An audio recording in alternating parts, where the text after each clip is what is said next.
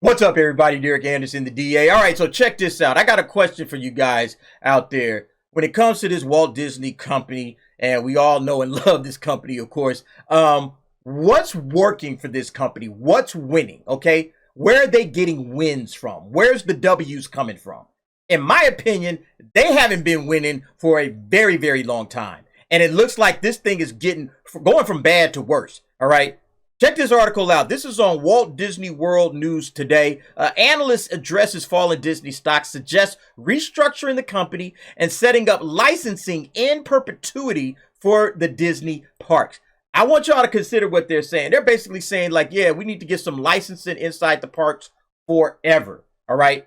That Disney will always have, like, maybe a constant flow of money coming in here. They can't just do it on their own, all right? Look, Disney has a lot of irons in the fire, okay? They're spinning a lot of plates. They got companies all over the place, all right? You know, they got, Pixar and Lucasfilm as the film divisions and Marvel, of course, all right? Then you got Disney Plus and Hulu as their, like, direct-to-consumer. You got the theme parks, all right? That's supposed to be all of their money, You have, ESPN, you got the sports side. Like, look, let's check this out real quick. Yeah, these are all of the various companies and assets that Disney owns, all right? And like I said, you can see it up here. They got Marvel up here. I've shown this before, by the way. You got Marvel up here. You got your movie divisions here. You got Pixar. You got Lucasfilm and all that. You got 21st Century Fox up here, all right? And then this big chunk section, this is all the theme parks and stuff, all the rides all over the world, all right? Down here in this corner, you got ESPNs, and then you got all kinds of other stuff with music and merch and everything else, okay? Disney theatrical groups, you got the cruise line. I mean, they got a ton of businesses, all right? You looking at all of this, and not one of these joints is doing just phenomenal, okay? If anything, they're kind of breaking even. I think, like, the theme parks are doing the best, but even the theme parks are struggling, Attendance is down. They got, like, weirdos in dresses trying on girls' dresses for them at the boutique. I mean, they got a lot of problems going on right now. And it's just box office flops. Like, all of this stuff up in here is just flopperoo all over the place. So when you got an analyst coming out here addressing the stock, right, on CNBC, he says, hey, I got the solution right here. Break up Disney, okay?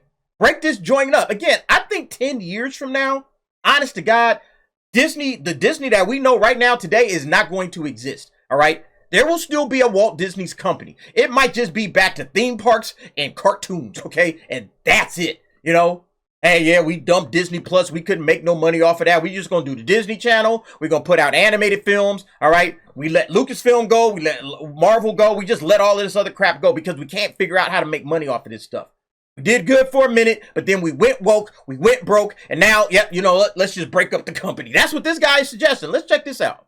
It says on Squawk Box, Crockett was asked what Disney could do in order to improve its stock price, which hit a 3-year low yesterday, closing at $82.83. And remember, it hit $82.47, which was a decade's low, as it said here. Other points in the past week, it reached a decade's low. Crockett responded with two possible options. Look, I think one thing or another is going to happen with Disney stock. They're either going to find some kind of solid footing underneath the business that's going to support the stock, or the pressure is going to build on this company to restructure and to break up. I think in the latter scenario, you've got certainly an opportunity for value to be created from these levels, and I don't think the management team wants that. I think they believe they can turn the business around so it doesn't get to that point. Yeah, I don't. Okay, this thing is already off the rails for them, and they're just losing money. Disney Plus is losing money like every single quarter. Every single quarter, Disney Plus is losing money. They're losing subscribers, all right?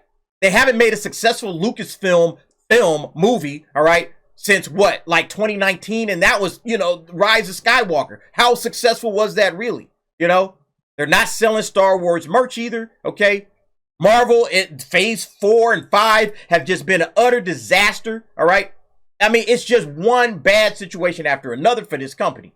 I don't know where they're getting money from. Theme parks, like I said, the attendance, all right? The attendance is not where it normally is for Disney, because they got these weirdos out there, These woke employees have absolutely destroyed the company. Disney were fools to listen to these jumps in the first place. I would have fired every last one of these guys, all right? Hey, you don't like how we doing business? Hit the bricks, okay? We're not here to listen to you. You guys are just, this is a result of listening to woke employees, all right? I'm going to tell you that right now.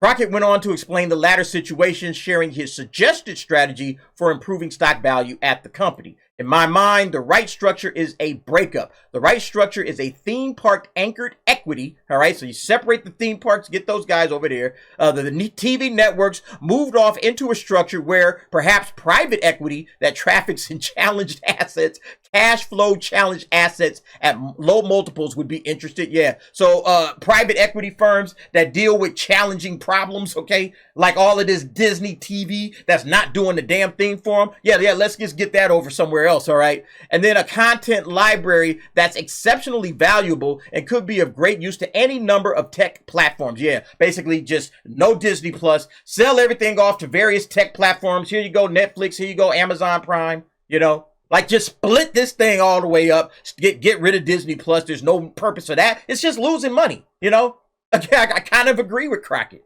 A co-anchor of Squawk Box, Andrew Ross Sorkin, immediately brought up the difficult question with making the theme park separate from Disney's content library. How can you make a Disney park without Mickey Mouse and other familiar IPs? Crockett had a suggestion for this as well. I'm not saying that you lose Mickey in Disney parks at all. I'm saying, and I think it's really not complicated, to set up licensing deals in perpetuity as a part of a separation. So licensing out Mickey Mouse. Woo, man. If they license out Mickey Mouse, Walt Disney is going to flip. He gonna bust out the grave and he gonna come and his zombie corpse is gonna be wandering Disney World, kicking somebody's ass, okay? Or going to Burbank, knocking on Bob Iger's door and saying, yo, what the fuck? Y'all licensed out my guy, Mickey? Sheesh.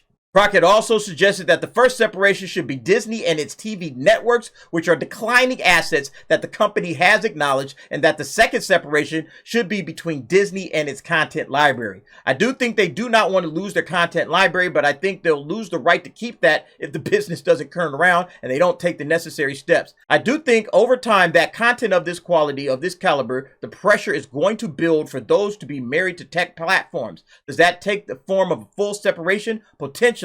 And I think that's a process that from here creates value for shareholders, man.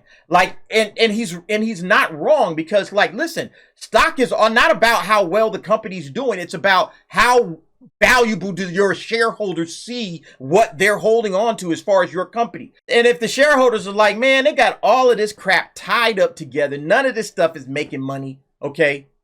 They don't have any way to parlay these big properties and these IPs and this content into actual money. They don't know how to turn this stuff into money. That's what I've been saying about all of this crap, all right, when it comes to Disney. They don't know how to turn Star Wars into money. For some reason, they cannot make money off of Star Wars, hard as that is to believe. And that's basically where they're at right now, is that they don't have value for the shareholders. The shareholders are looking at declining assets across the board, and they're like, sell. Why not? That's insane. But, what will Disney do? We'll have to see. This guy says, yo, break it up. All right. Chop it up into itty bitty little bits. All right. And start sending them joints out and letting them joints go out there and make money for you. Okay. Instead of holding on to all of this stuff and trapping it under the Disney umbrella, let it loose and see what happens. That might end up being the case. But yeah, I think at some point in time, they've already discussed selling ESPN. So that's the first domino to fall, in my opinion. And once that one falls, it's going to be real easy to just knock down all the rest of these, okay? That's where they at. But guess what, man? They had an opportunity to do right by the clients and the customers. So this doesn't bother me at all, okay? Disney probably needed to break up a long time ago. And yeah, it's high time. Anyway, folks, what do y'all think about this situation? You guys jump down in the comments. Give me your thoughts and opinions on that. And thanks for watching. See you next time.